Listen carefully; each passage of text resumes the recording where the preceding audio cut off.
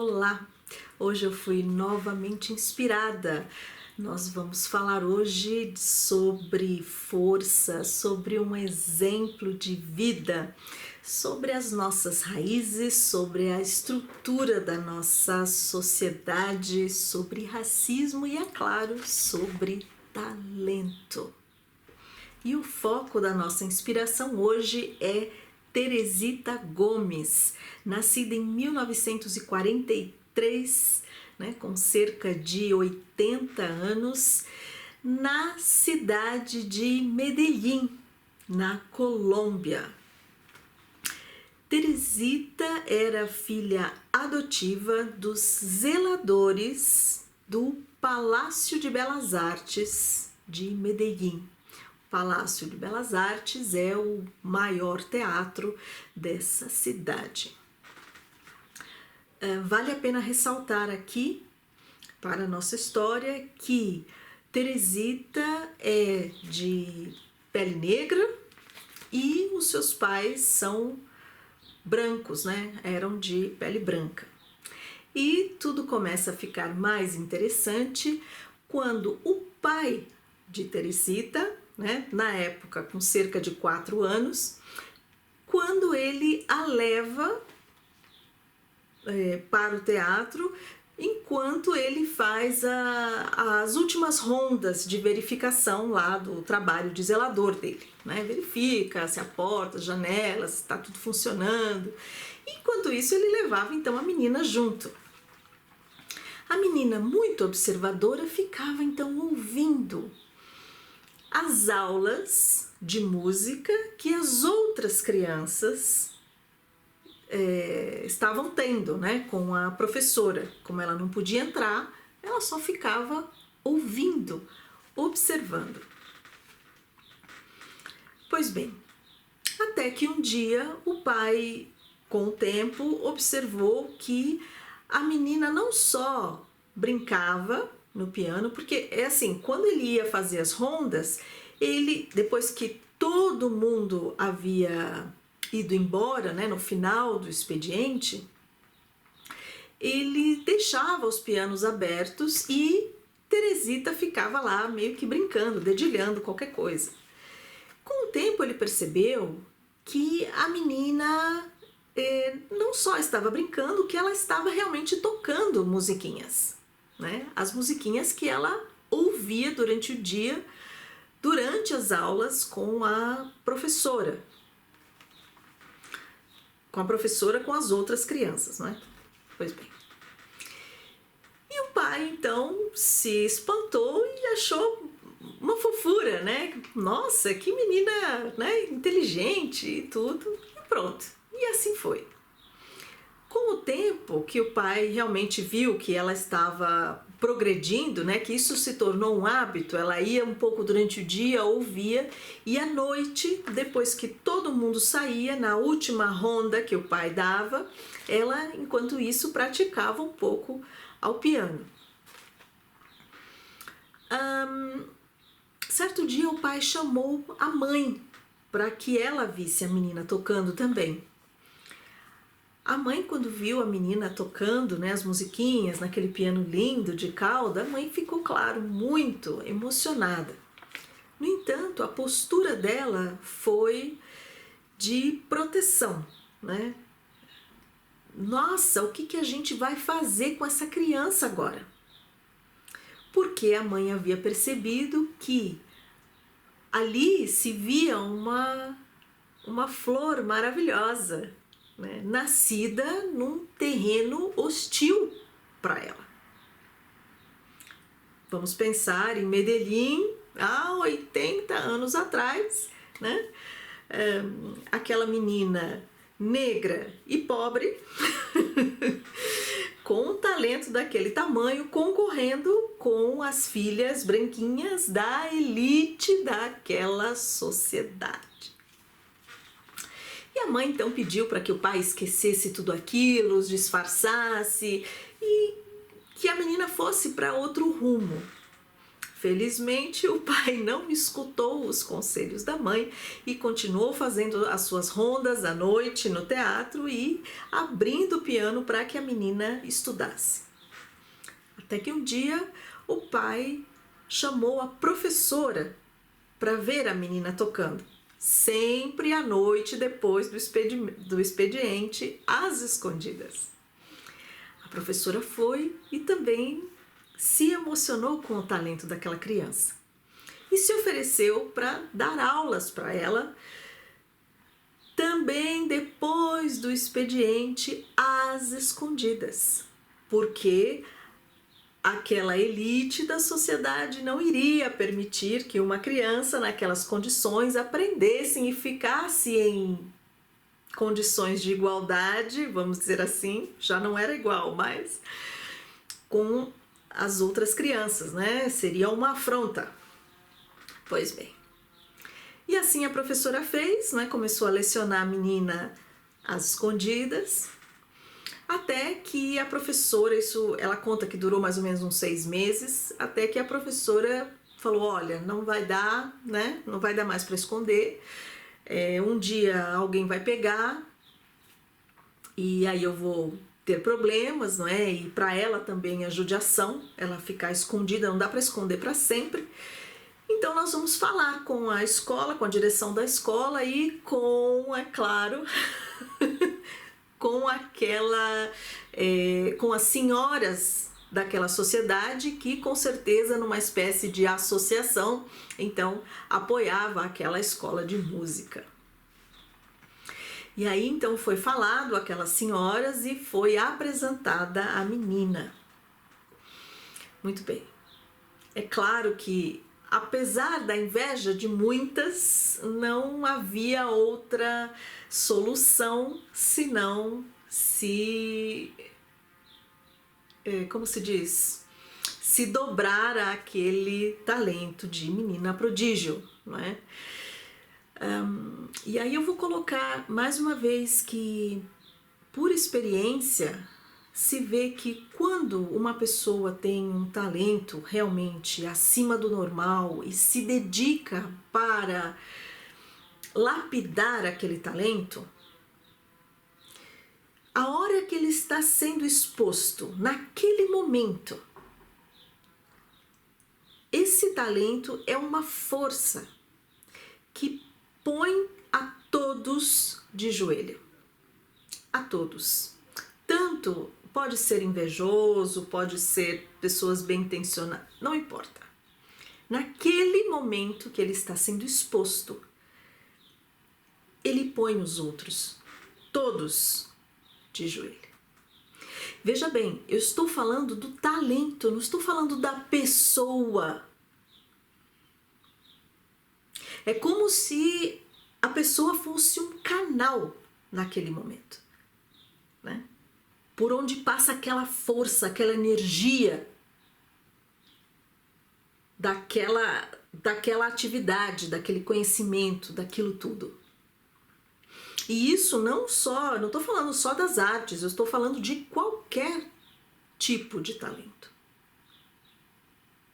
Não tem argumento que destrua, que derrube.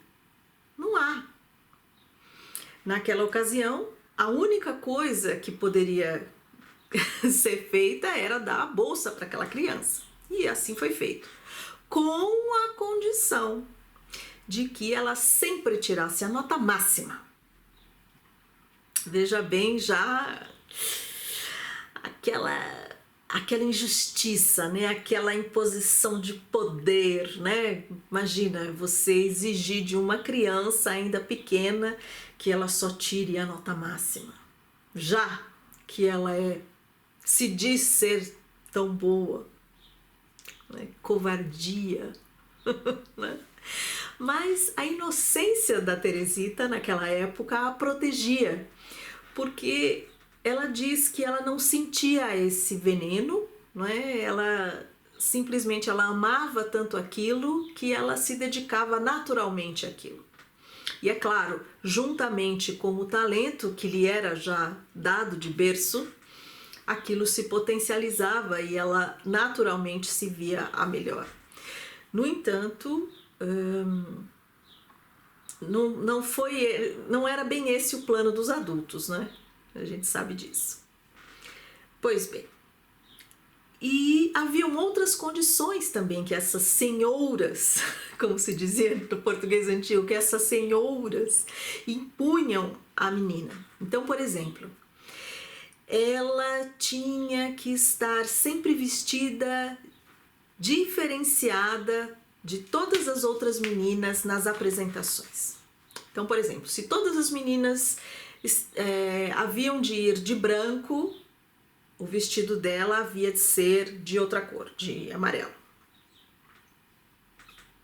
Se todas as meninas se apresentassem de azul, como era naquela época, né, que se combinava a cor, o modelo do vestido para a apresentação, né? Quem é um pouquinho mais antigo aí deve se lembrar dos nossos costumes, que era mais ou menos o mesmo pra gente aqui do Brasil e, enfim, na Europa também.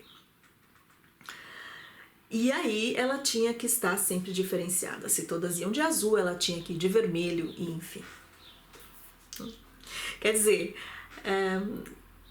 isso na realidade dava um efeito contrário aos que as senhoras da elite queriam, né? As senhoras queriam discriminá-la com essa diferença. Ela não é igual às outras crianças. Mas na realidade, o efeito era contrário, porque ela ficava em destaque. Isso que era muito legal, achei o máximo.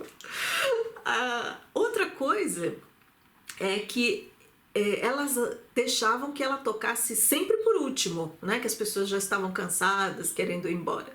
No entanto, quando ela recebia os aplausos, como ela era a última, ela tinha tempo de tocar um bis, né? Ou seja, de tocar mais uma pecinha, então, depois dos aplausos.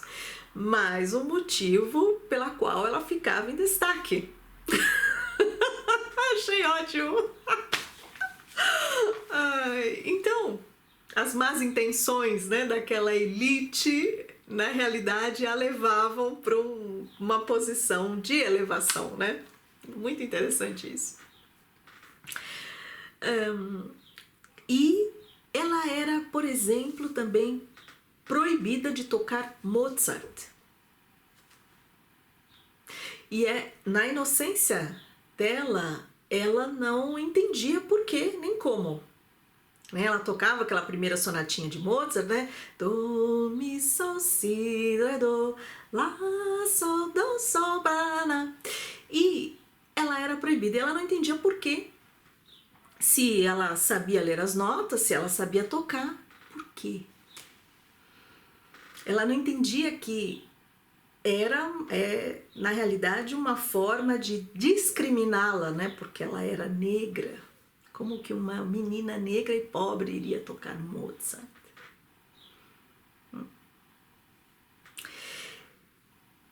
Bem, ela era também desaconselhada, né, de brincar com as meninas do bairro.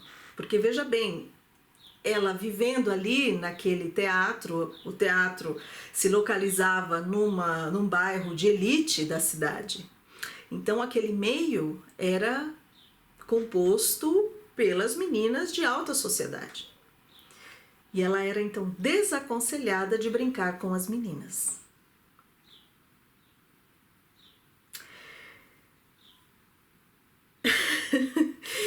E ela falou que dentro da inocência dela, né, aí mais ela se agarrava à música, né, e via a música como companheira. Pois bem, assim era a vida de Teresita até que ela completou 11 anos e foi a sua estreia oficial. Ela começou a tocar com a orquestra a orquestra municipal ali de Medellín, que com certeza era uma das melhores do país. E a partir daí ela se tornou uma pianista profissional, uma pianista clássica profissional. Teresita teve uma carreira brilhante, tanto no seu próprio país quanto na Europa, tocou por vários países com as melhores orquestras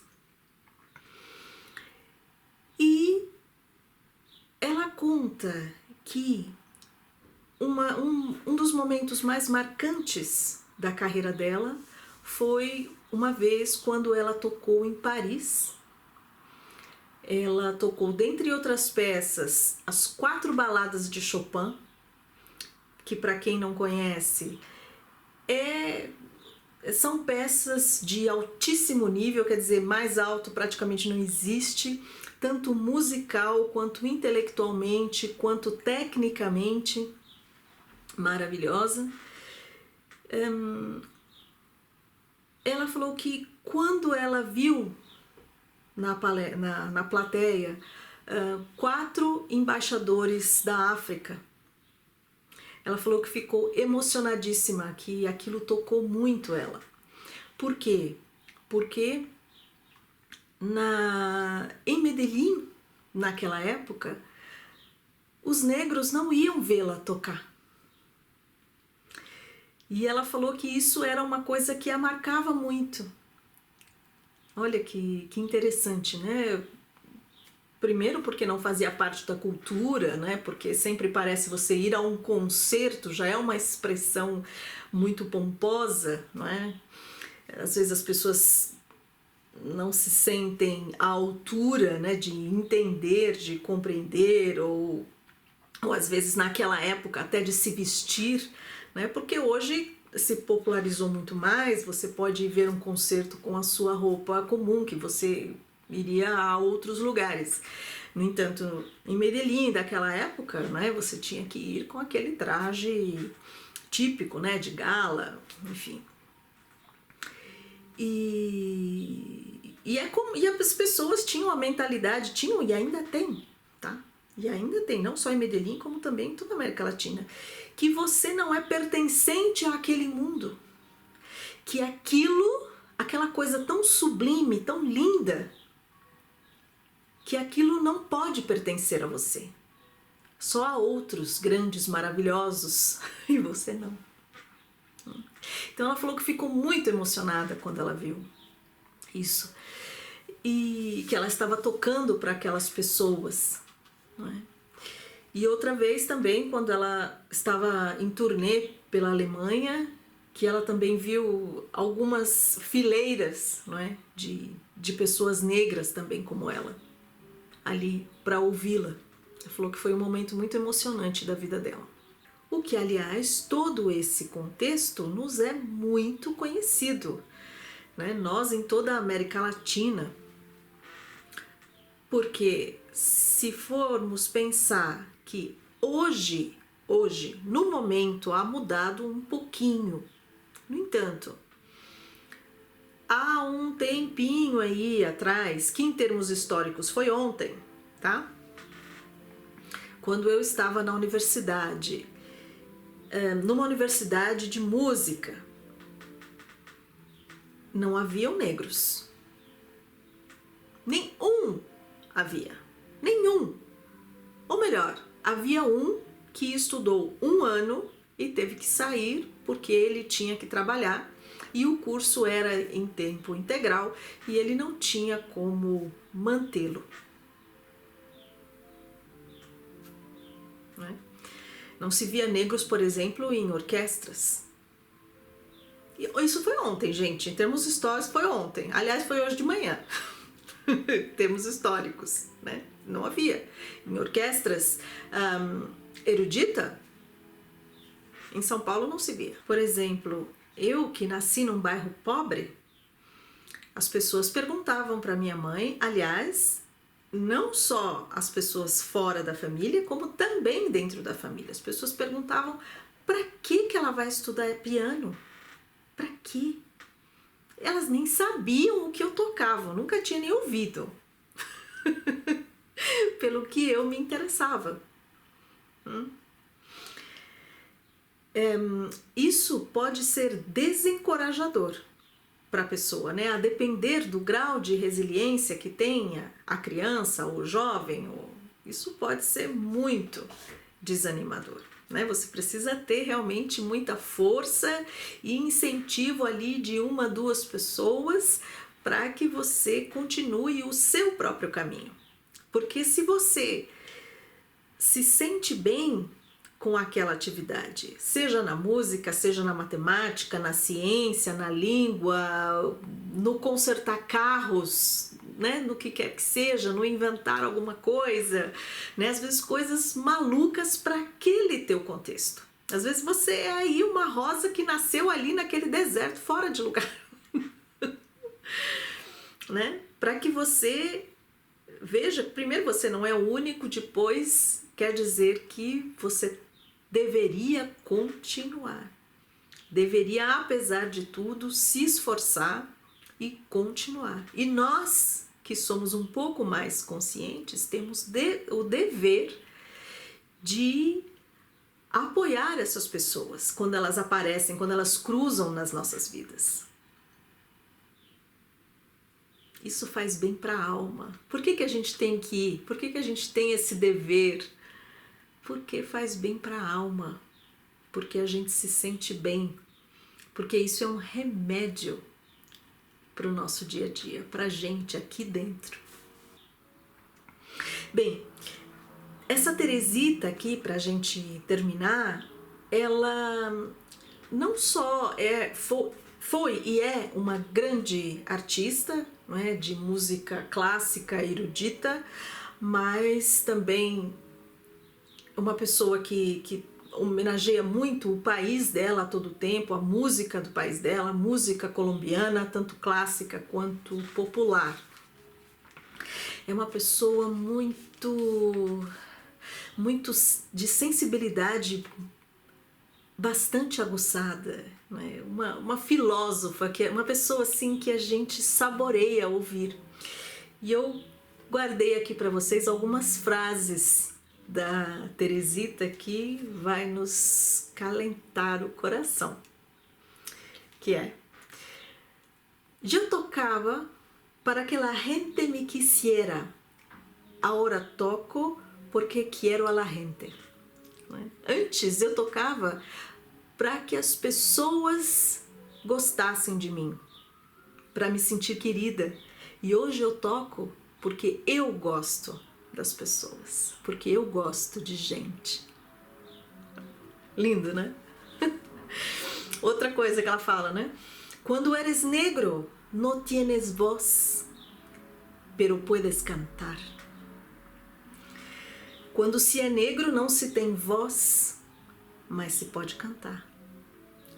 E esse cantar da Teresita, é claro que não é só cantar, não é como a voz, mas é se expressar através de outras coisas. Não é? Ela se expressava através da arte, né? Se pode tocar, se pode cantar. Se eu for pensar aí um pouquinho mais longe, eu vejo, por exemplo, essa sociedade negra dos Estados Unidos, né? Que durante tantos anos, tantas décadas, tantos séculos não tiveram voz, né? Que eles se expressaram, por exemplo, através do esporte, também, além da música, enfim. Outra coisa bonita que ela fala, que eu achei tão verdade, sobre os professores, que ela fala assim, que o professor prepara los vehículos para que los grandes se puedan manifestar. Ela quer dizer que os professores preparam as pessoas, refinam a alma e prepara a pessoa tecnicamente para que os grandes, não é, possam se manifestar através do seu talento, né? Através da pessoa. É como se a pessoa fosse realmente um canal pelo qual se passa aquela energia, né? aquela obra grande. E é por isso que através do talento, né, todo mundo se cala. E diante do talento, todo mundo se cala. Naquele momento, apesar de tudo.